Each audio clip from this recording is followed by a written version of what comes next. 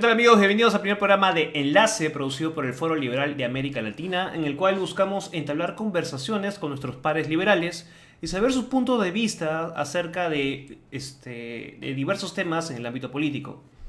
Y por qué no enlazar temas en común para la acción política de esta región.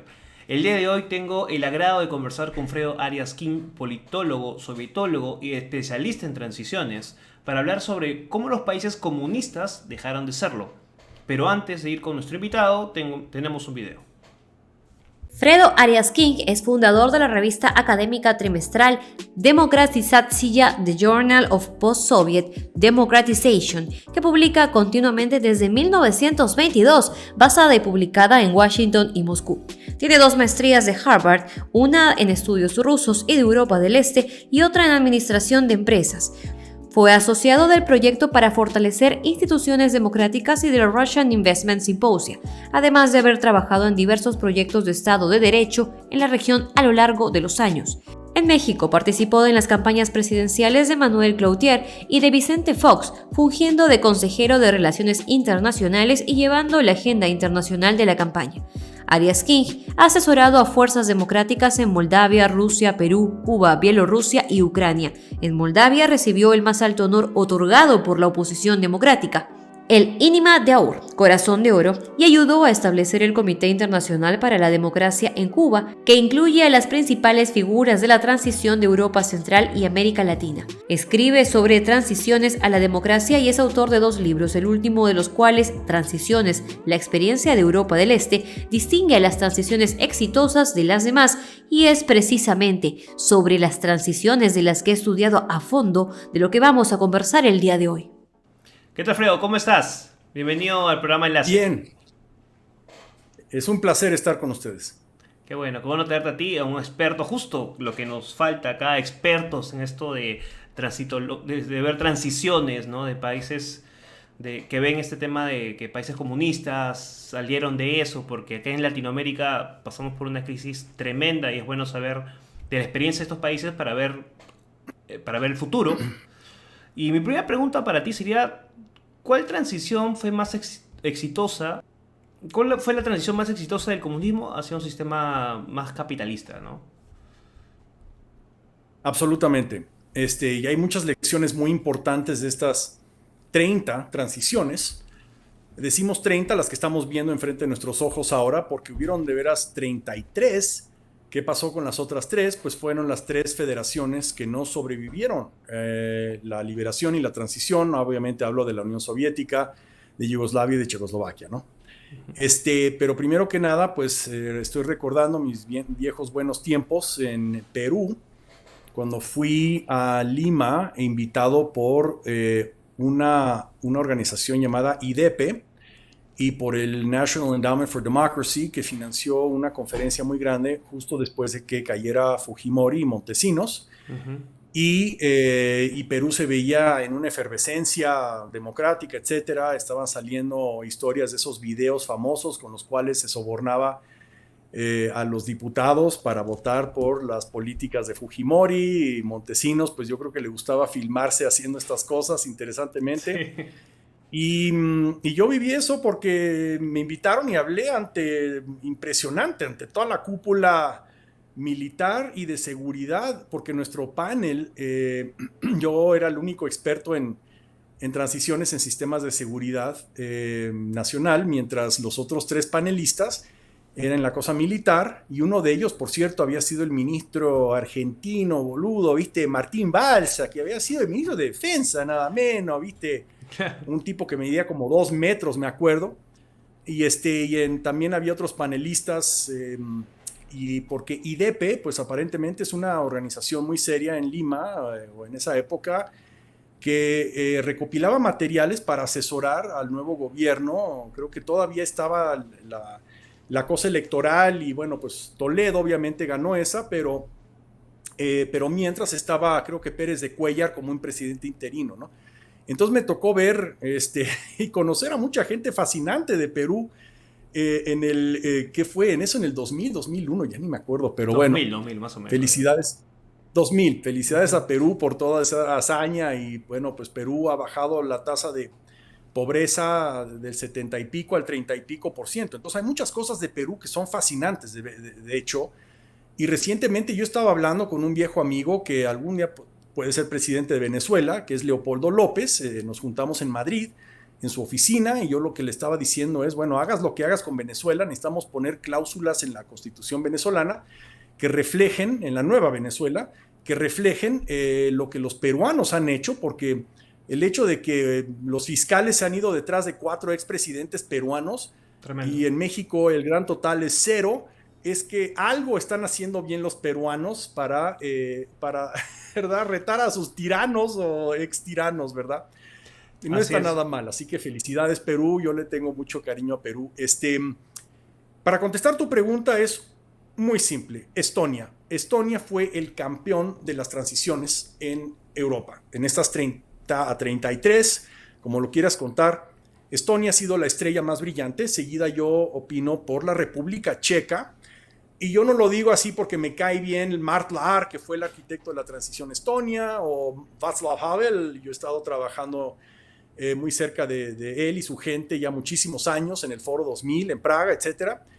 No porque me caigan bien, sino porque si uno toma el promedio, y esto lo exploro en mi libro del 2005 y en artículos subsecuentes, si uno toma el promedio de todas las organizaciones serias que hacen los rankings famosos, de todo lo que nos gusta, todo lo bueno, democratización, participación, no sé, femenina en el Parlamento. Si uno toma la facilidad de abrir una empresa y operarla, la facilidad de obtener capital bueno y barato y de largo plazo para que los emprendedores puedan crear riqueza, el índice de transparencia internacional en contra de la corrupción, o que mide la percepción de corrupción, y un largo etcétera, ¿no?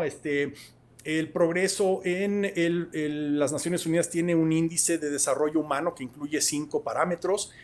O sea, uno ve que en el primer lugar está Estonia, en el segundo está la República Checa, y después vienen los demás. En los próximos 5 lugares es un empate técnico, digamos, entre Polonia, que ha hecho un progreso pero brillante en su transición del hazmerreír de Europa a uno de los países más serios, de hecho uno de los mejores crecimientos que se han presenciado. El arquitecto de esa transición que triplicó el PIB polaco en los últimos 30 años, el profesor Balcerowicz. De hecho, yo lo estoy trayendo a México en septiembre.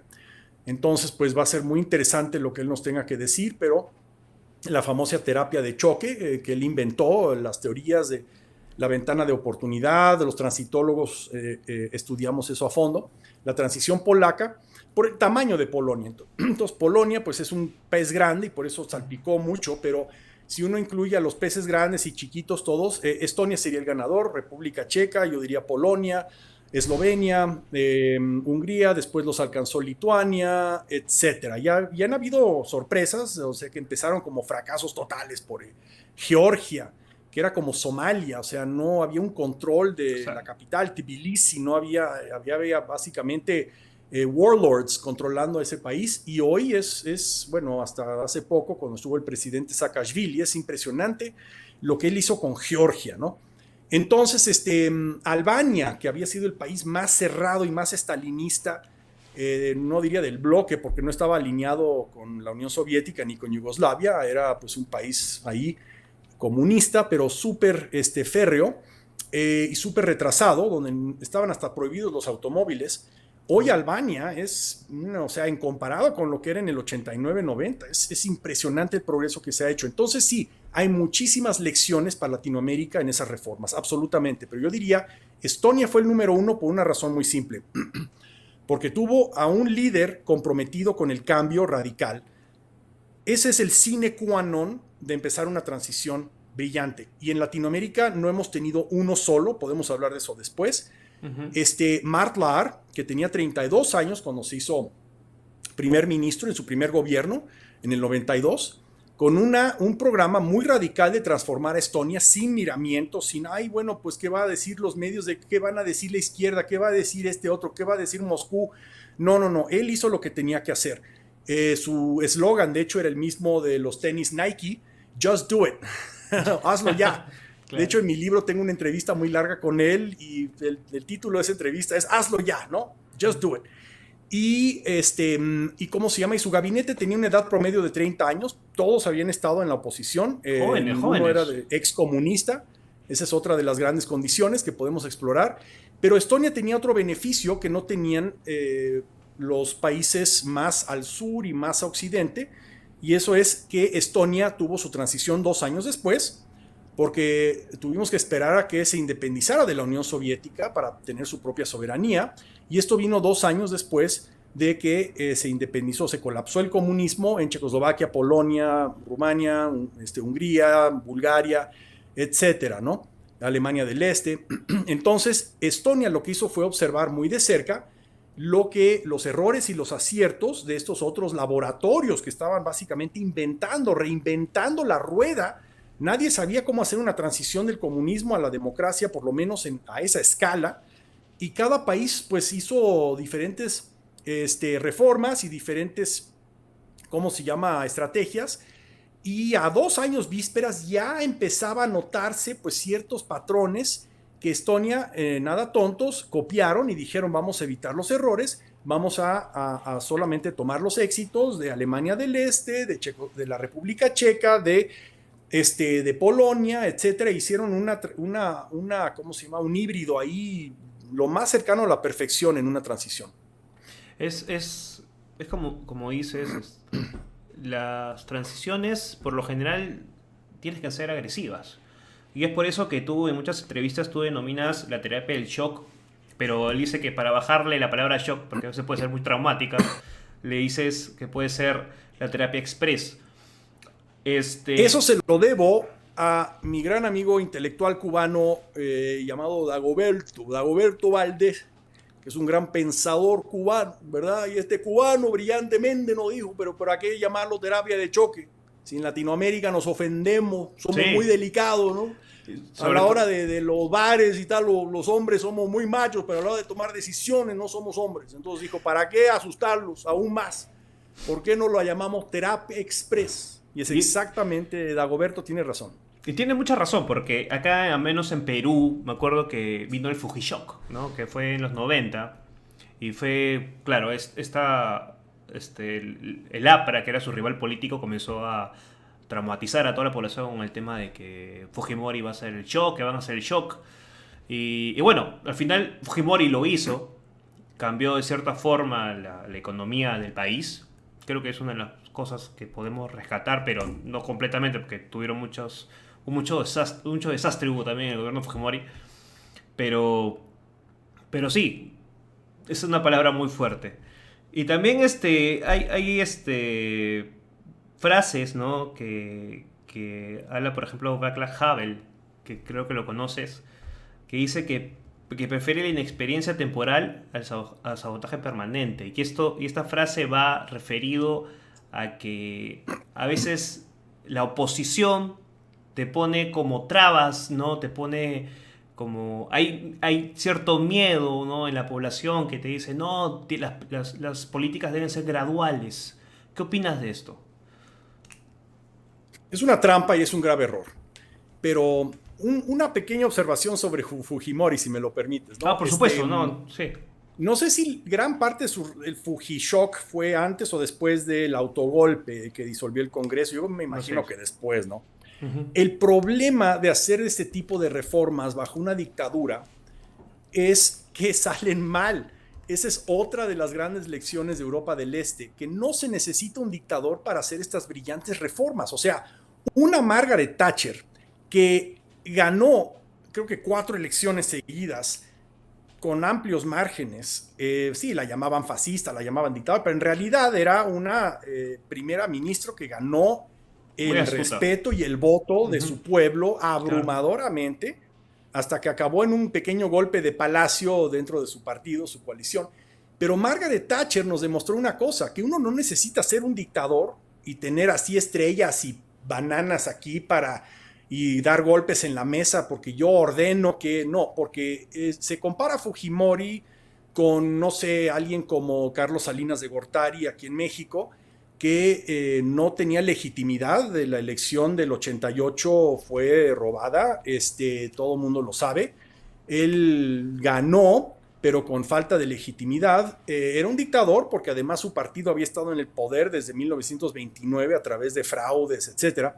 Entonces, cuando eres un dictador, aunque pareces muy fuerte, en realidad tú le debes tu poder a la de sombras y de poderes fácticos y en el caso de Perú, no sé a quién yo creo que eso, había ese partido que puso a Fujimori en el poder, que era muy sano, pero una vez, creo que se llama Coalición 90, una cosa así, pero o Coalición 2000, ya ni me acuerdo cómo se llama. Sí, pero bueno, era un movimiento ciudadano muy sano, pero después se hizo dictador. Entonces él ya no dependía de ellos, no dependía de su pueblo, no dependía de nada, dependía, yo creo que del aparato policíaco de Montesinos, y dependía pues de algunos generales, y Cambio dependía 90. de las Cambio 90, exactamente, de las corruptelas. Entonces el dictador, aunque parezca más fuerte, a fin de cuentas, aunque quiera hacer las reformas bien, no puede hacerlas bien, porque las reformas requieren de transparencia, requieren de deliberación. Entonces un Mart Laar en Estonia tiene 100 veces más poder de hacer las reformas correctamente con su coalición, siendo un demócrata, y sí teniendo que defenderse en el parlamento y ante los periódicos y ante el mundo, etcétera, que un cochino dictadorzuelo como nuestro Carlos Salinas de Gortari, que sí le dio oxígeno a la economía, porque pasó de un estatismo férreo que causaba una brutal pobreza, inflación, lo que ya conocemos, pero esos monopolios pasaron de ser de burócratas a ser de sus amigos personales, un tal Carlos Slim, ¿verdad? Entonces, pues, al fin de cuentas, esas transiciones, bajo un dictador tipo Nazarbayev en Kazajstán, o la familia Aliyev en Azerbaiyán, o Carlos Salinas o Fujimori después del autogolpe, siempre están medio cocidas y medio crudas y acaban mal, y acaban no creando valor, sino muchas veces sustrayendo valor. Entonces, un gobierno democrático tiene que entender que si ellos actúan con decisión una vez que son electos, en los primeros meses después antes de que se acabe la euforia, antes de que regrese la política normal, ellos tienen la oportunidad de reinventar a su país. El problema está en que muchos no lo sabían. En Europa del Este, afortunadamente, tenemos muchos casos de los que sí supieron hacerlo, como Mart Laar, como Václav Havel. Y ahora, regresando a tu cita, esa cita la rescaté yo. No se conoce muy bien hasta que hablé con una de sus manos derechas de Václav Havel, que se llama Jan Rummel, mi gran amigo Honza Rummel. Honza es su apodo, Jan Rummel. Jan Rummel, que fue su ministro del Interior, que fue presidente del Senado y fue uno de los arquitectos del desmantelamiento de la policía política heredada de los comunistas justo después de la Revolución de Terciopelo, y después de la inauguración de Václav Havel en diciembre del 89. Entonces, Honza Rummel, desde la cárcel, donde conoció él estaba con Havel en la cárcel, él y su papá, Jiří Rummel.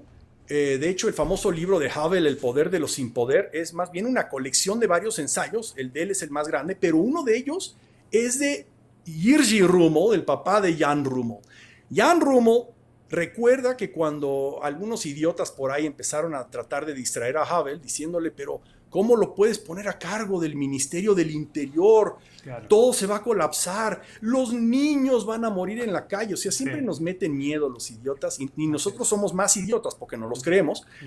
Havel no se lo creyó, porque no es nada tonto, y lo que dijo es, prefiero inexperiencia temporal a sabotaje permanente. Y eso le da exactamente al blanco de las transiciones, cuando la ley de hierro de las transiciones es muy fácil, de los éxitos y los fracasos. ¿Qué es lo que definió en estas 30 transiciones? El fracaso, y ese es el número uno por mucho. Cuanto más participan las élites del previo régimen en la nueva realidad post-liberación, peor le va al país, y no hay una sola excepción.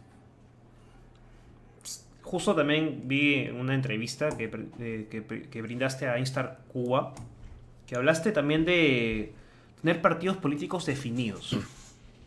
Que esto es uno de los pasos a tomar para crear estos cambios, ¿no? Porque a veces los líderes políticos hacen los cambios, pero mantener mantener esta línea, esta ruta, depende de partidos políticos. ¿Tú qué opinas acerca de esto? Absolutamente. De hecho, acabo de darle precisamente esta lección a un grupo de jóvenes brillantes que los reunimos, el Instituto Kasla, donde yo soy presidente, basado en Praga. Recibimos fondos del Ministerio de Relaciones Exteriores de Chequia para reunir a jóvenes activistas latinoamericanos y hablarles sobre transiciones, ¿no? Y de otras cosas, traemos a todo tipo de ponentes, pero a mí me toca hablar de transiciones. Y uno de las 10 grandes lecciones de transiciones, y es por eso que Martlar le fue mejor que a Václav Havel. Václav Havel cometió el mismo error que Lech Wałęsa al norte, en Polonia, porque ellos trataron de usar el vehículo de liberación también para gobernar, y eso no se debe de hacer. Solidarność en Polonia, el vehículo de liberación, que era básicamente un sindicato independiente de los comunistas, y gracias a eso pues se rompió el monopolio comunista en Polonia, y de ahí vino todo el dominó al resto de Europa. Václav Havel tenía también una coalición basada en el famoso Charta 77, que fue un documento que firmaron algo así como 2,000 disidentes, todos acabaron en la cárcel, y después acabaron formando el gobierno, pero el vehículo de liberación en Checoslovaquia, cuando ya se empezaba a tambalear el régimen, renombraron a Charta una cosa llamada el Foro Cívico, Občanské Fórum en checo. Entonces el Občanské Fórum, Havel dijo, bueno, pues como nosotros liberamos a Checoslovaquia, ¿por qué no gobernamos vía?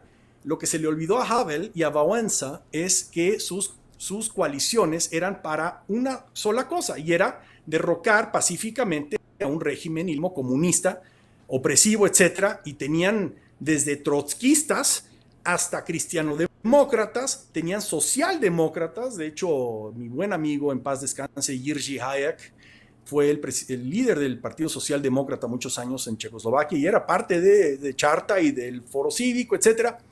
Pero estos vehículos de liberación, que incluyen de todo, no se pueden usar realísticamente para gobernar un país que además está transitando un sistema parlamentario donde es obligatorio tener partidos bien definidos, y después de la elección ellos forman pues coaliciones, ¿no? Si no obtiene uno una mayoría absoluta. Havel no entendió eso y no disolvió a tiempo el Foro Cívico para formar algún partido según sus intereses, y un emprendedor muy listo, muy gris, pero muy zorro, llamado Václav Klaus, lo que es exactamente lo que hizo, canibalizó al Foro Cívico, la parte medular, diciendo yo voy a crear un partido de centro derecha, liberal, radical, y me importa un carajo si los socialdemócratas quieren regresar a su viejo partido fundado en 1860 y pico, refundarlo y salirse, me importa un carajo. Él sí entendió, y él por eso dominó la política checa en los próximos 15 años. Formó 3 gobiernos y fue presidente 2 veces, mientras el pobre de Havel pues dependía totalmente ya como una figura ahí, pues como la reina de Inglaterra, pero no gobernaba nada después de un año.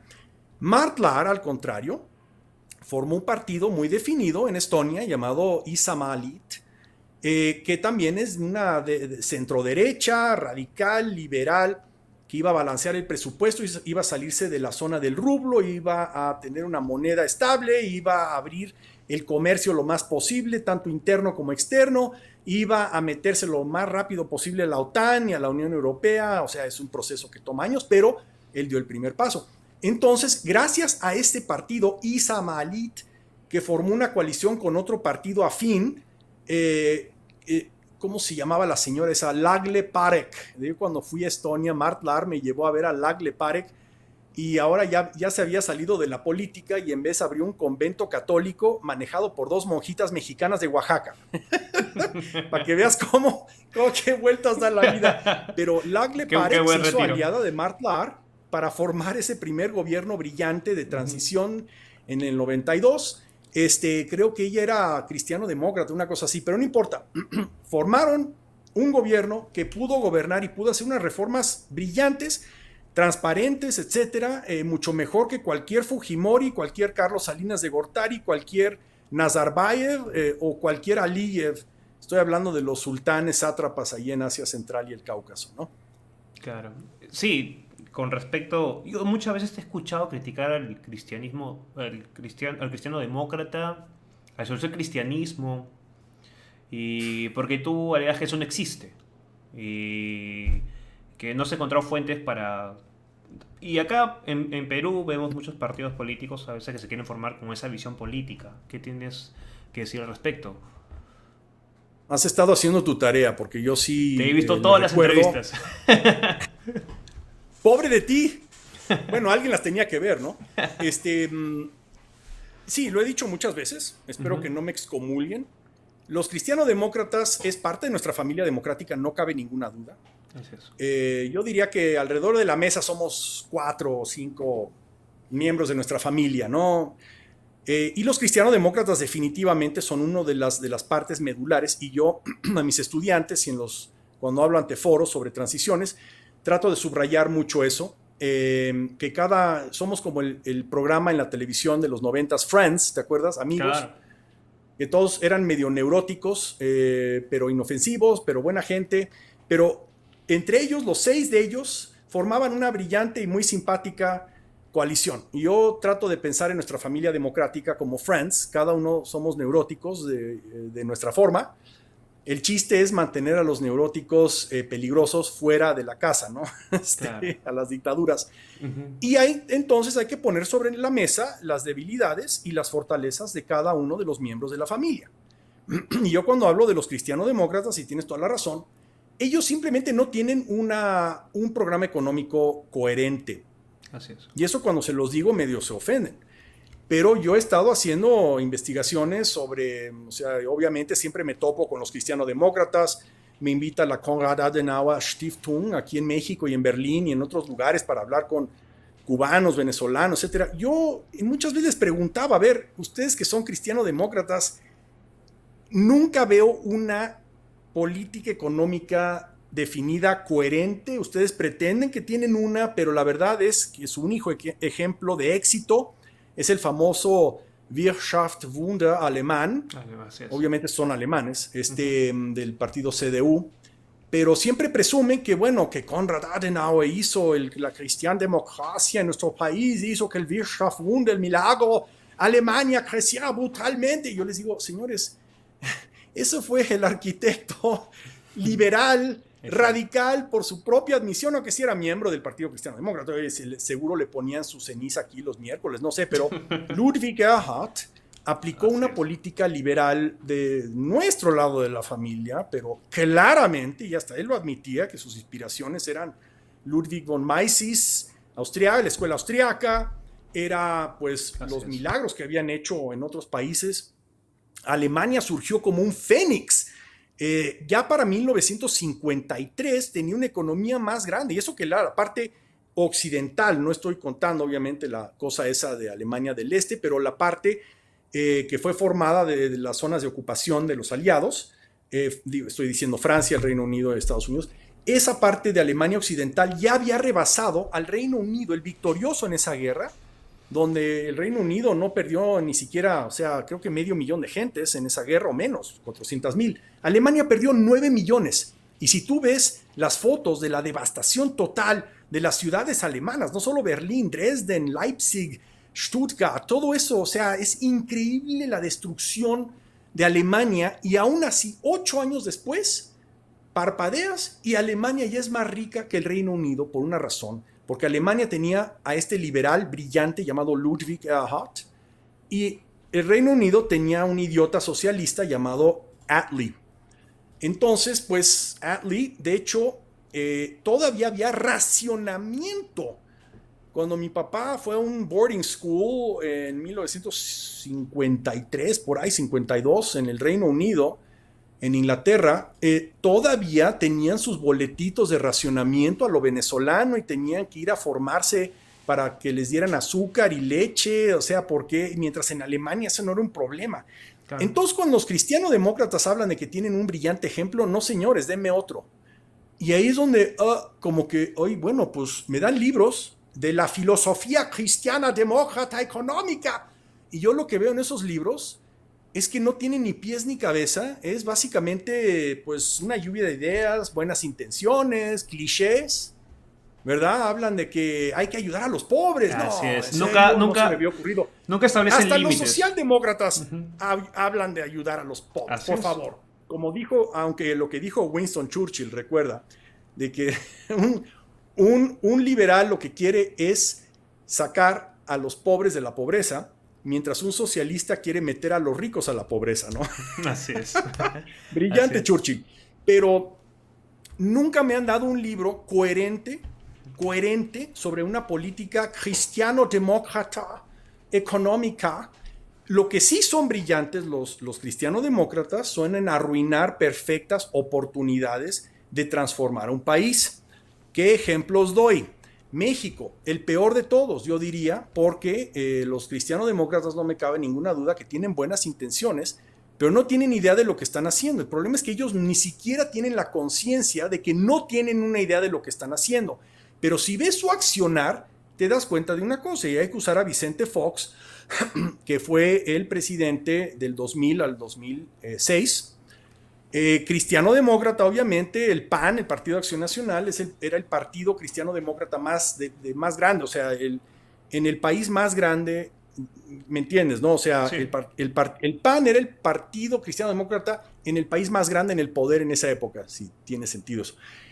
México, que tenía entonces, no sé, 100 millones, ahora tiene 130 y pico, pero Vicente Fox no tenía idea qué hacer en lo económico, y su gente del PAN tampoco. Resulta que no tenían un plan, no lo tenían. ¿Y qué es lo que hicieron?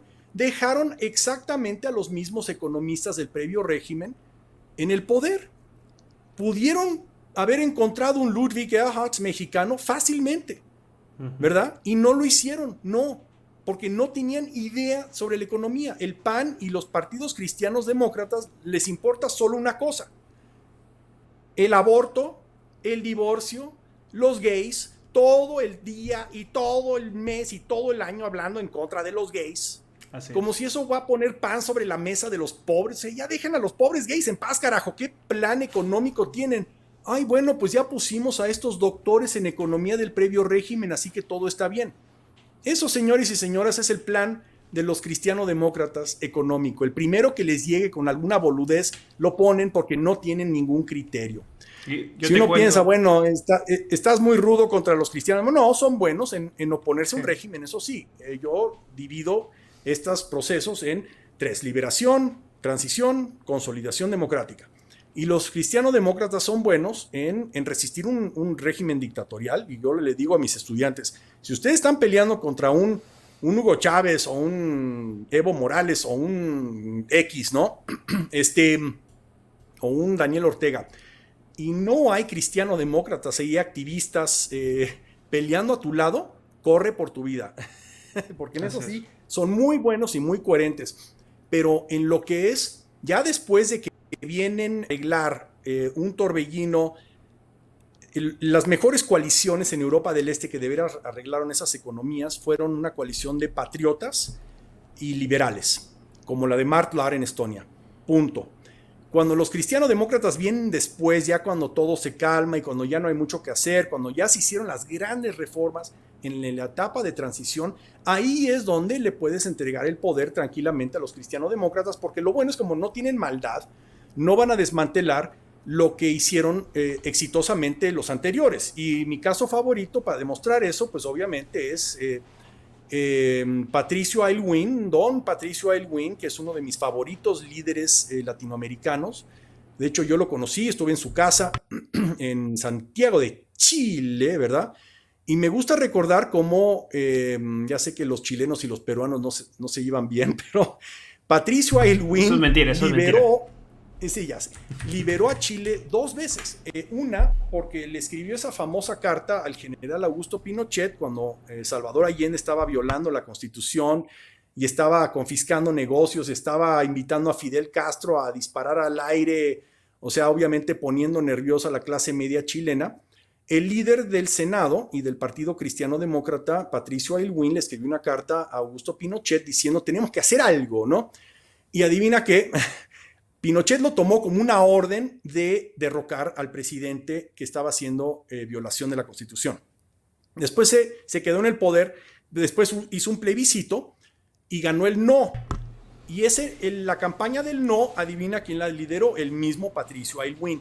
Entonces, pero cuando Patricio Aylwin llega al poder, no le da revés, hace algunas modificaciones, pero no trata de cancelar las virtudes del programa económico que habían hecho los Chicago Boys y los Piñera, etcétera, cuando estaban controlando la economía de Chile. En otras palabras, los cristianos-demócratas son muy buenos en la época de resistencia, liberación y en la consolidación, pero manténlos lo más lejos posible de la etapa de transición, porque te la arruinan como hicieron en México. Millones de mexicanos que pudieron haber salido de la pobreza si hubiéramos tenido coherencia en la política económica, si hubiéramos tenido, ya es pedir mucho, un Mart Laar o un Ludwig Erhard, una Margaret Thatcher mexicanos. Me conformo con alguien que no era del previo régimen, que el idiota, la prostituta del previo régimen, que es el Partido Acción Nacional Cristiano Demócrata, la prostituta del previo régimen. Y lo único que hicieron fue poner agentes del previo régimen en el poder. Muchos de ellos, por cierto, están ahora con AMLO ayudándolo a consolidar su régimen, ¿me entiendes? Así de incoherente era el PAN. Siempre ha sido la prostituta del PRI. Eso no lo sabíamos en el 2000. Y una vez que los pusimos en el poder, estábamos, no tienen un plan y están haciendo todos los errores, no errores, crímenes de una transición. Millones de mexicanos pudiendo haber salido de la pobreza, no lo hicieron por culpa de estos crímenes políticos en la etapa de transición que hizo el PAN y sus aliados. Pero hay algo sí que más o menos... ¿Tienes de acuerdo tú más bien, tal vez, en vez de poner socialdemócratas, poner partidos liberales, tal vez? Sí, claro. El problema es que en Latinoamérica no hay muchos liberales, ¿verdad? Entonces los liberales lo que pueden hacer es pasarse de una coalición a otra y flotar por ahí como individuos, porque a fin de cuentas los liberales pues creemos que el individuo es la minoría más brillante, ¿no? Creo que el individuo sabe más lo que quiere que el gobierno, y una punta de burócratas saben lo que tú quieres. Esa es la filosofía liberal en su máxima expresión. Pero en Europa existen liberales, ¿verdad? Uh-huh. Y partidos liberales que muchas veces están en el gobierno. En Alemania pues casi siempre estaban en coalición con los cristianos-demócratas, etcétera. En España el rol de los liberales pues no se ha entendido muy bien. España tiene una larga tradición liberal. Muchos de esos liberales apoyaron a Felipe González para liberar de los vestigios del franquismo a España, y eran parte del PSOE, aunque no eran socialistas, ¿verdad? Y yo incluyo a varios miembros de mi familia española ahí. Una de ellas fue eurodiputada muchos años, cuando España apenas ingresó a la Unión Europea en el 86. Ella fue miembro del Parlamento Europeo. O sea, no son socialistas. Y una de las razones es porque Felipe González, nada tonto, lo que hizo fue formar una alianza entre socialdemócratas y liberales, y así gobernó España 14 años. Sin embargo, vino Zapatero, y él casi ya no tenía, por razones suyas, ideológicas, de resentimientos, por desgaste, por inercia, no sé, ya casi no había liberales en el PSOE cuando llega Zapatero al poder, bien rojo. Y ahora vemos lo que le hizo España y lo que está haciendo en Venezuela. Qué asco, ¿no? Uh-huh. Y hasta el propio Felipe González es su peor enemigo y lo critica así, pero férreamente, ¿no? Sin embargo, ¿dónde se fueron estos liberales españoles? Muchos de ellos se fueron al PP.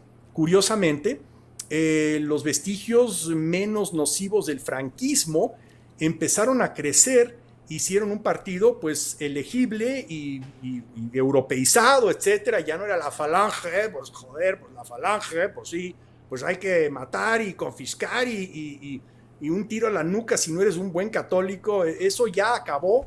Los menos peores elementos del franquismo, estoy hablando de Adolfo Suárez, de Fraga, de esa gente, ayudadas obviamente por el rey Juan Carlos, el rey joven, recién llegado de Italia, etcétera. Muchos liberales empezaron a unir a estos vestigios de lo menos peor del franquismo y formaron el PP.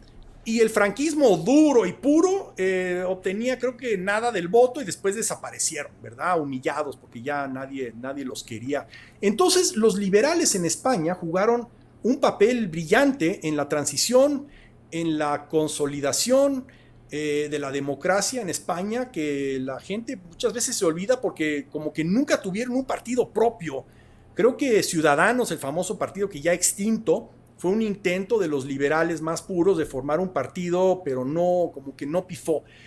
En Latinoamérica, sin embargo, son muy pocos, son muy, muy pocos los liberales, y me sorprende porque lo que más necesita Latinoamérica para sacar a los pobres de la pobreza por los millones, que es lo que necesitamos, son partidos liberales, ideas liberales implementadas bajo democracias. Eso es lo que no tenemos en Latinoamérica. Lo que tenemos es una simbiosis perversa y asquerosa entre los conservadores, mercantilistas, los que les gustan sus monopolios, sí, los que, ¿verdad? Y los socialistas tirando a marxistas que adoran a Fidel Castro. ¡Qué asco! Cuando lo ideal sería tener, no sé, en un país ideal como Uruguay o Costa Rica, pero son las excepciones, tener, y lo que era Chile antes de que lo arruinaran, sí. Tener, pues, sí, algunos conservadores por ahí, algunos comunistas por ahí, pero el grueso, el meollo, son una coalición muy sana entre socialdemócratas verdaderos. ¿Cómo sé que son verdaderos? Porque son anticomunistas y critican a Fidel Castro. Estoy pensando en Óscar Arias en Costa Rica y en Luis Alberto Monge, también presidente de Costa Rica. Los dos eran súper anticomunistas, muy críticos de Fidel Castro, etcétera. Esos son los socialdemócratas de un sueño que deberíamos de tener, ¿no? Pero en Latinoamérica también están muy acechados ellos.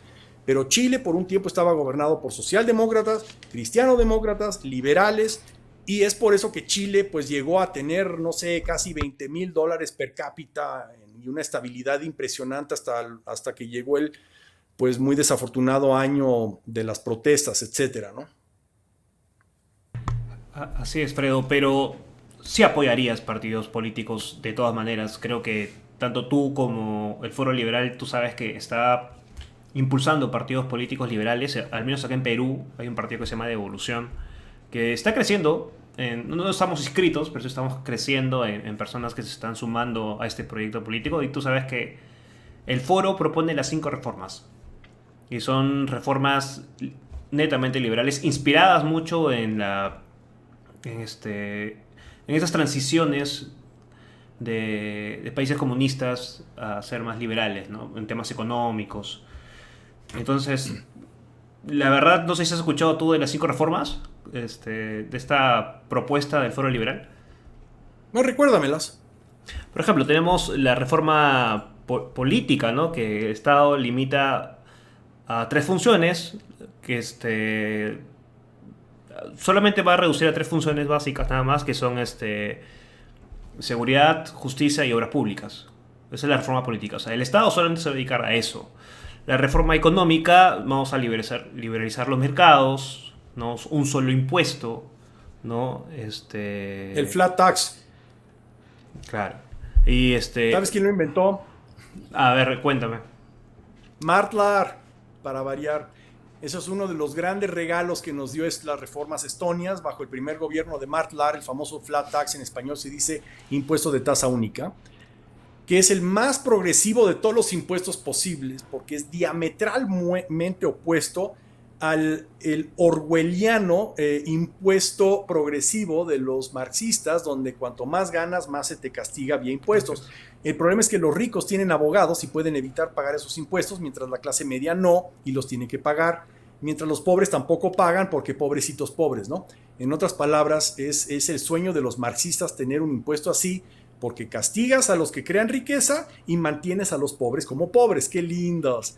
Mientras el flat tax lo que hace es le cobra a todos por igual, pero lo bueno es que es tan baja la tasa que a los ricos no les importa pagarla y quintuplicas la recaudación fiscal.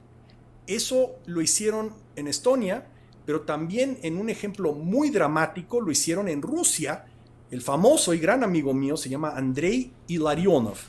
Andrei Ilarionov, que ahora está exiliado en Washington, pero él fue el principal economista de Vladimir Putin, el primer Vladimir Putin, que entró con, digamos, el afán de reformar a Rusia. Y una de las primeras reformas que hicieron fue el famoso flat tax, que cuadruplicó la recaudación fiscal en Rusia porque los oligarcas ya no tenían un incentivo de evadir y de esconder y de manipular y de sobornar a jueces y políticos para darles excepciones. El flat tax es el impuesto más sano y más progresivo que hay de todos los posibles. Es el sueño liberal. Y eso todo lo empezó Estonia. Y ahora hay 27 países a última cuenta que han adoptado el flat tax estonio. Claro. Perdón, te interrumpí. No, claro, está bien, claro que aclarando... Estabas en las 5 propuestas liberales. Así es. También estamos hablando de una reforma educativa, una reforma de salud, una reforma de pensiones, las cuales se van a otorgar vouchers en reformas educativas, en reforma de salud, y se va a liberalizar el mercado de la educación, tanto como de la salud, ¿no? Entonces, son 5 reformas que el Partido de Evolución y el Foro Liberal de América Latina está proponiendo.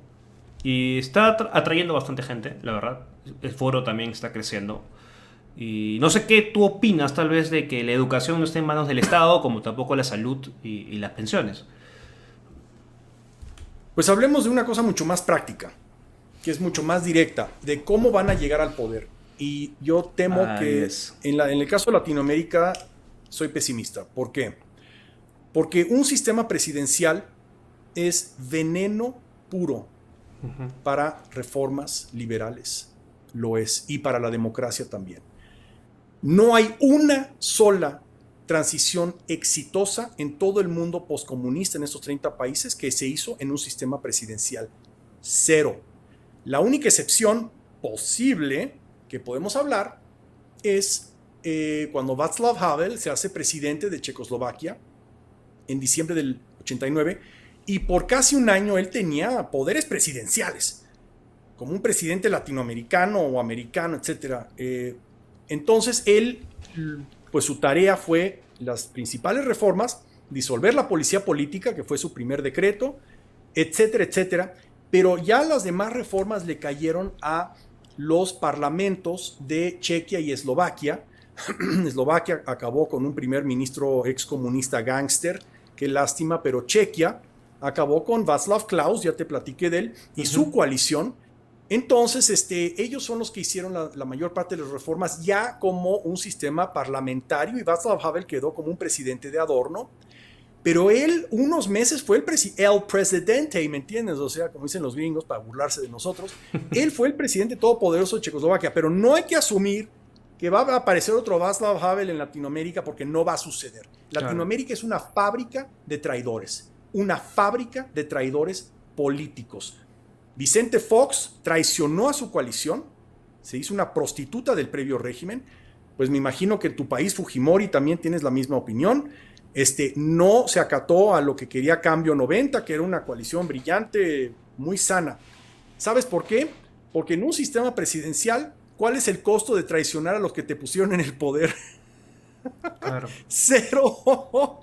Tú puedes traicionar, pero olímpicamente, a tu partido, por sano, ¿verdad? Ve lo que hizo Mel Zelaya en otra época en Honduras, fue electo por el Partido Liberal hondureño, sano, y de repente dice, mira, toma, cabrón, yo me voy a aliar con Hugo Chávez porque me dio dinero. ¿Y qué puedes hacer? Absolutamente nada, porque estas constituciones idiotas que tenemos en Latinoamérica lo que hacen es poner a un mono ahí 5 años, haga lo que haga. ¡Qué horror! No sé, Perú, no sé cómo le hizo para tener una cláusula de impeachment, de destitución, pero la mayoría incapacidad moral. Pero las constituciones latinoamericanas por lo general no. Se dan de que va a haber un idiota ahí 5 años y haga lo que haga. Entonces ellos se dan el lujo de traicionar a sus coaliciones, traicionar a sus partidos. Entonces los partidos pues obviamente son débiles, siempre andan cambiando. Mientras donde ¿cómo se llama? En los sistemas parlamentarios, un primer ministro no puede hacer eso y sobrevivir, porque al día siguiente su partido hace una moción en el parlamento, lo destituyen con una facilidad increíble, como cambiar de calcetines, y ponen a otro que sea leal al partido o su coalición. Punto. Y eso lo han hecho tantas veces, pero como el primer ministro sabe eso, no se atreve a traicionar a su coalición, entonces se mantiene, ¿verdad? Se mantiene bañadito y despulgado y con el camino reformador. Eso no existe en Latinoamérica. Entonces, un partido liberal en Europa en general, no solo Europa oriental, occidental, hoy ya no hay mucha distinción porque todos los países de Europa que entraron a la Unión Europea, de Europa excomunista que entraron a la Unión Europea, todos adoptaron un sistema parlamentario, todos.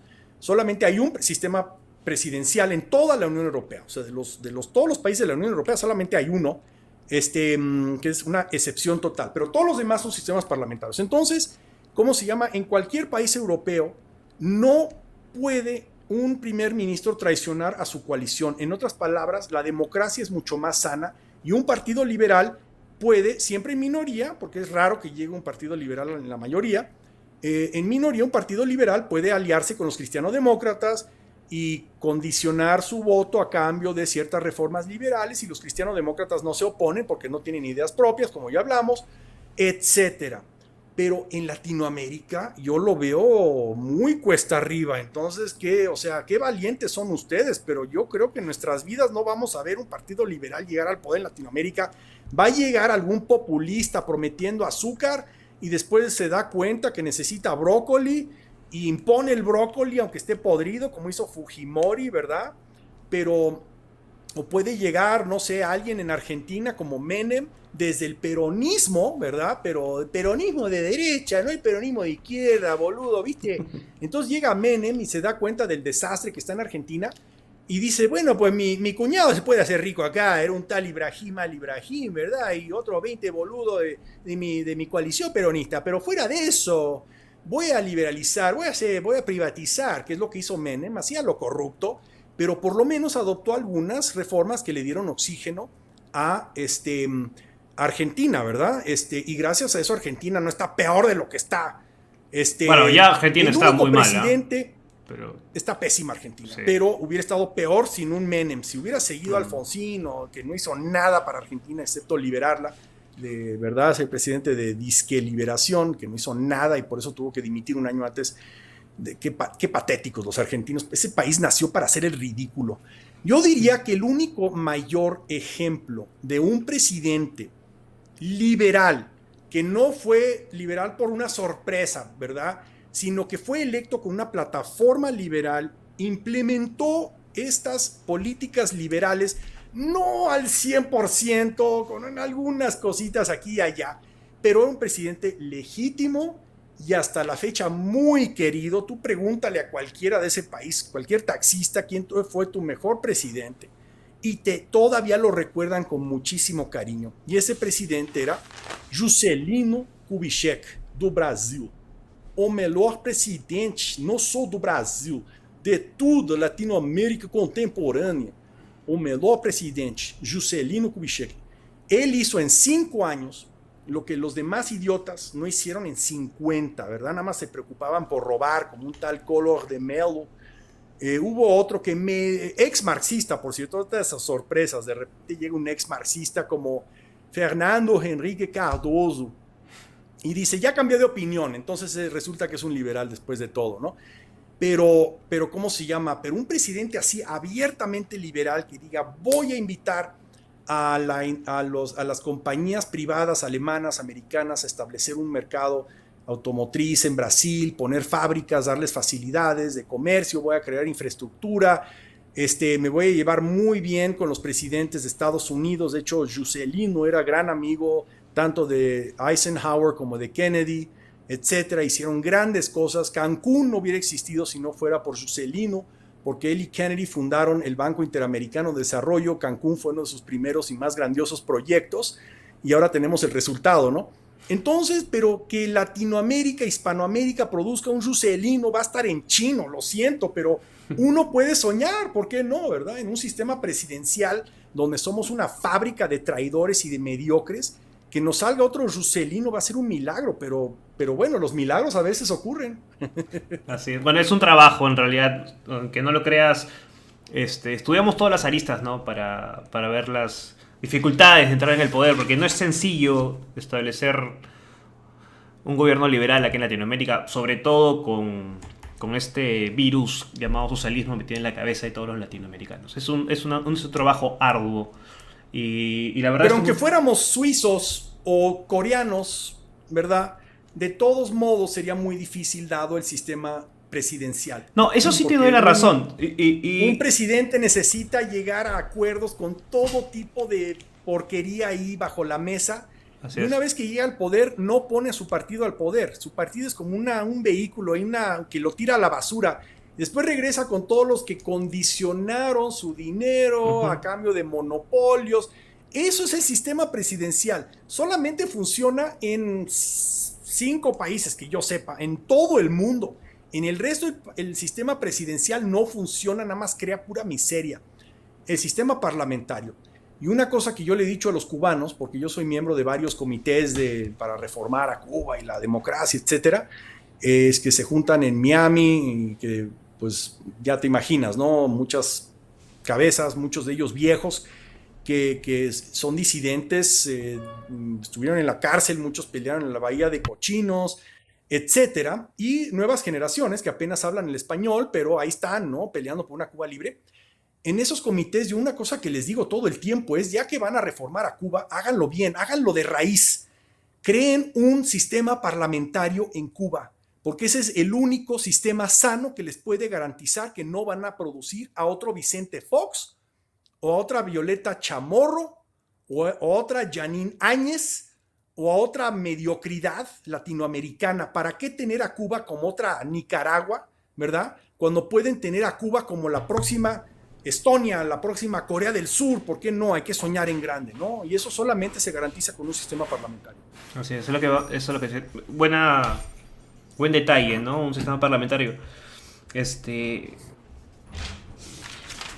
Hay bastantes temas que conversar, la verdad, Fredo, pero ya se nos acaba el tiempo, lamentablemente. Y yo te agradezco, en verdad, haber estado en el programa el día de hoy. Qué rápido pasa el tiempo. 55 minutos se pasaron volando. ¿Seguro no tienes otra pregunta y la contesto rápido? A ver. De acá tengo una pregunta. Se me olvidó preguntarte, creo que fue la primera pregunta. ¿De qué espectro político te consideras tú? Bueno, eso nadie me lo ha preguntado antes, de hecho. Pero los que me conocen saben que yo, pues, soy una mezcla de cosas, pero yo creo que ¿cómo se llama? El liberal clásico, si tuviera que decir una nomás, aunque hay muchas donde no estoy muy de acuerdo con los liberales clásicos, de repente sacan cosas que dices, ¿de dónde vienen estos, no? Pero en lo económico y en gran parte de lo social y en cosas así, yo soy lo que se llama un liberal clásico. Yo me siento mucho más cómodo con lo que escribió Thomas Jefferson, Ludwig von Mises, Ludwig Erhard, y no solo lo que escribieron, lo que hicieron como grandes estadistas, hombres de Estado y mujeres de Estado. Margaret Thatcher, que es lo que más desesperadamente necesitamos en Latinoamérica, una Margaret Thatcher, o sea, la sed de esta región se puede solamente satisfacer con una Margaret Thatcher latinoamericana, que venga y haga exactamente lo mismo que ella hizo. Ella no era una conservadora, hay que decirlo. En Gran Bretaña, conservative es muy diferente a un liberal clásico. El conservador tradicional británico, ella era gran enemiga de los privilegios artificiales, del sistema de castas que tenía el Reino Unido, de que solamente los hijos de los nobles pueden ir a las universidades élites. Eso, la hija de un abarrotero que fue a estudiar química a una universidad no élite, ella desmanteló todo eso. Nos olvidamos que Thatcher desmanteló no solo el socialismo británico, sino el conservadurismo británico. Era brillante. Si yo pudiera escoger a un gran líder del siglo pasado que pueda transformar a un país latinoamericano, sería una reencarnación de la gran Margaret Thatcher, absolutamente. Entonces yo soy un liberal clásico, radical en lo económico, seguro, con algunos pequeños elementos de otras cosas, pero son marginales. Así es. Muchas gracias, Fredo, la verdad, por este... A ti, al contrario. Espero que no sea la última vez y suerte a Perú, suerte a Perú. Espero sobrevivan esta embestida nueva que les acaba de arrojar el destino. Pero precisamente por el hecho de esta incapacidad moral que permite sacar presidentes es que Castillo no está haciendo tantas cosas acá, ¿no? Está como que ha frenado. Y un sistema parlamentarista creo que sí podría frenar estos tiranos, ¿no? Dictadores. Muchas gracias, Fredo. Le digo, algo tiene Perú, que que está creando inmunidad en contra de estas bacterias que le arrojan amibas, virus, mientras el resto de Latinoamérica muchas veces no tiene esa inmunidad que tiene Perú. Ustedes tienen algún secreto que algún día tendrán que compartir con el resto de nosotros. Gracias. Bueno, gracias, Fredo. A ti. Cómo no, al contrario. Gracias por entrevistarme. Hasta luego.